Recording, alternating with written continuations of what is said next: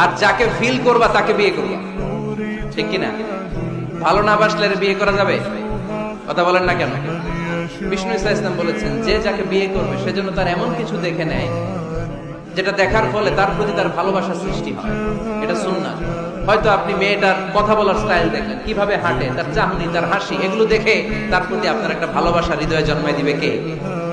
ভালোবাসা না জন্মালে বিয়ে করতে পারবেন? কথা বলেন না কেন?